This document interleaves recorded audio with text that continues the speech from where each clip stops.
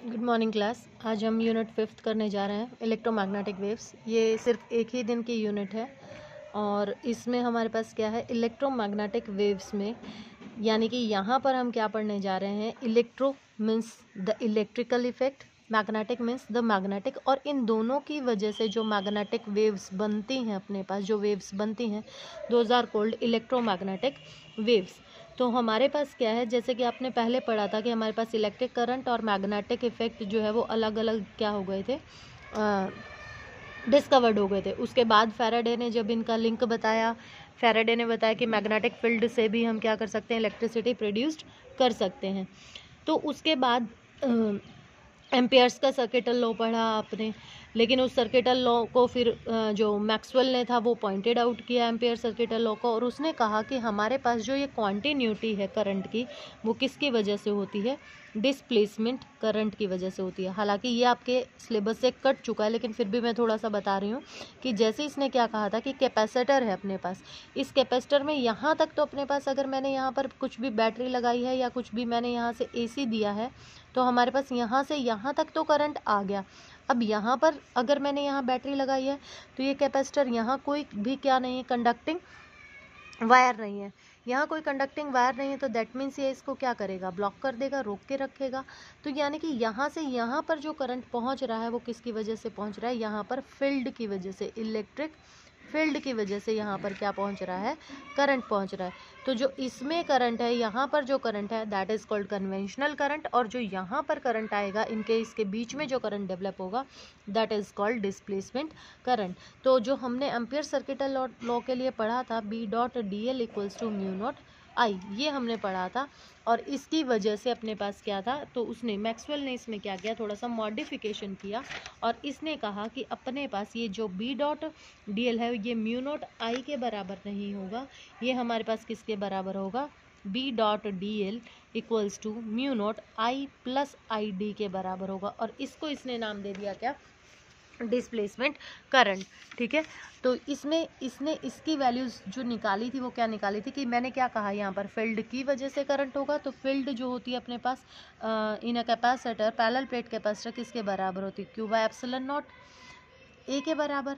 ठीक है, अब यहाँ से अपने पास क्या निकालूं, फ्लक्स निकाल लूँ, फ्लक्स की वजह से अपने पास क्या आ जाएगा, E.A, और हमारे पास वैल्यू क्या आ गई, EA कॉस ऑफ थीटा। अब यहाँ पर E की वैल्यू हमारे पास है, E की वैल्यू हम पुट कर देंगे, तो 1 by epsilon not Q by A into A, तो A से A कट जाएगा, तो क्या आ गया अपने पास, Q बाय एप्सिलॉन नॉट, यानी कि ये गॉस लॉ बन गया अपने पास।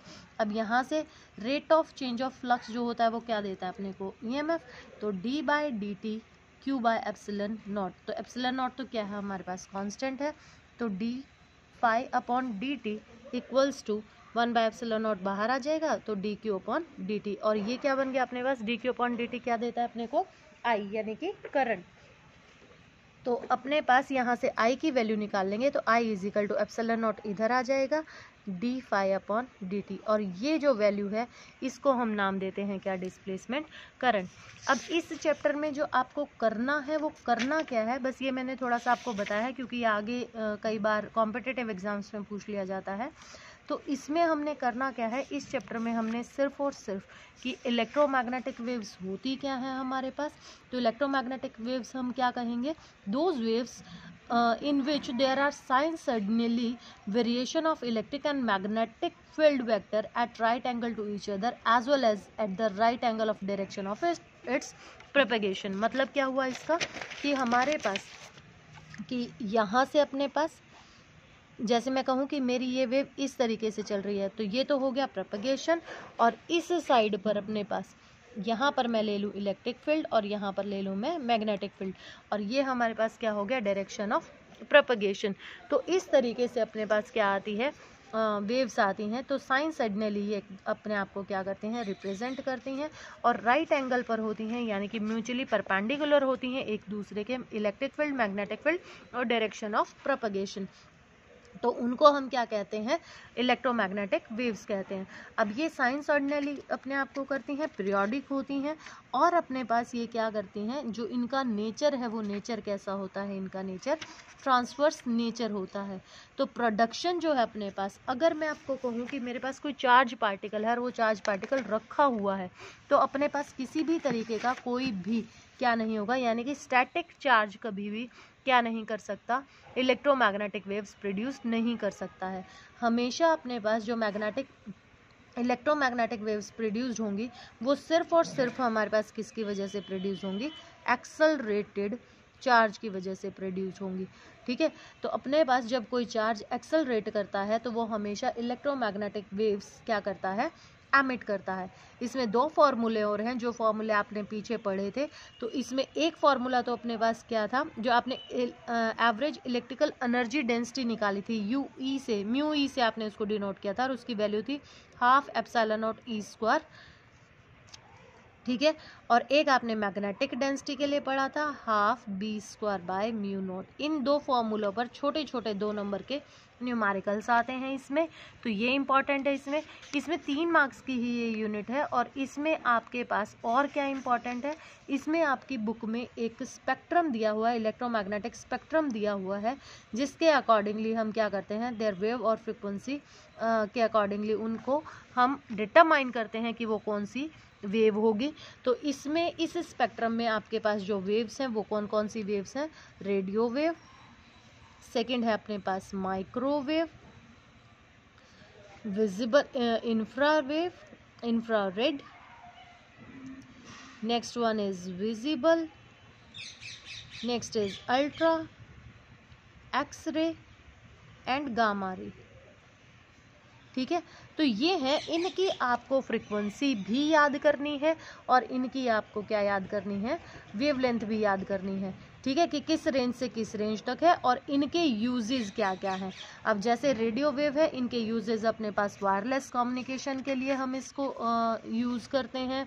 जैसे आपने एफएम चलाते हो, एएम एसएम होते हैं अपने पास, अल्ट्रा हाई फ्रिक्वेंसी है, फ्रिक्वेंसी मॉड्यूलेशन है, तो ये सब हमारे पास किसके हैं, रेडियो वेव के एग्जाम्पल्स हैं।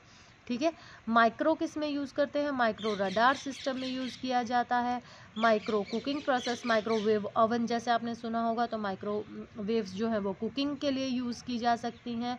और ट्रेन जो मूवमेंट है अपने पास, observing of train, movement of train और rail while sitting in the microwave operating control room, तो वहाँ से हम इनकी क्या कर सकते हैं, मूवमेंट को पता कर सकते हैं। इंफ्रा जो है वो physical therapy, treatment of muscular strain के लिए यूज़ की जाती है। इलेक्ट्रिकल एनर्जी प्रोवाइड करती है to the satellite by solar sales.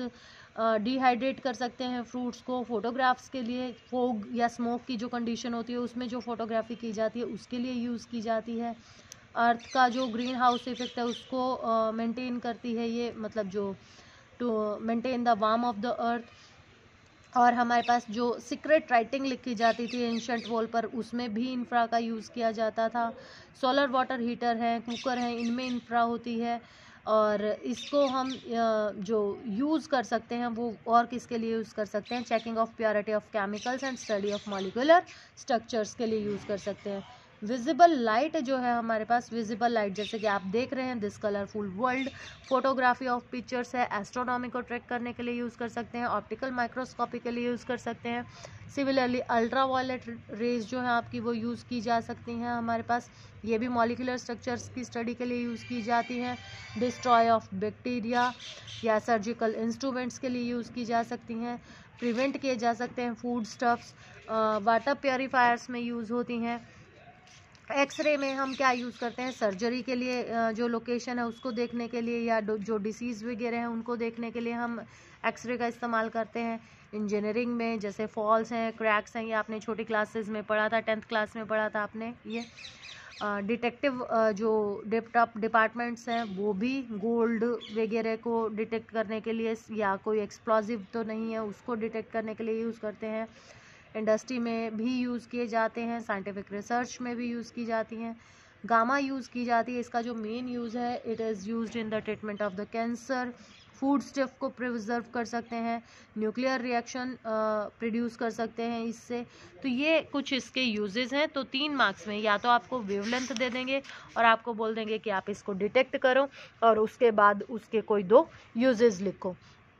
इस तरीके से आपको ये जो यूनिट है वो 3 मार्क्स में इस तरीके से क्वेश्चन आ सकता है। तो ये 2 फॉर्मूले हैं और ये अपने पास कुछ वेव्स हैं। ट्रांसवर्स नेचर क्यों होता है? क्योंकि इसमें जो पार्टिकल्स हैं they are moving perpendicular to the axis of rotation, इसलिए इसमें हमारे पास जो नेचर है इन वेव्स का वो कैसा नेचर होता है? ट्रांसवर्स नेचर होता है। तो ये बहुत ही कम मार्क्स की यूनिट है और बहुत ही प्रिडिक्टेड सा इसमें से क्वेश्चन आता है। तो ये आप लोग इसको कर लीजिएगा। बाकी अगली 6th यूनिट हम कल स्टार्ट करेंगे।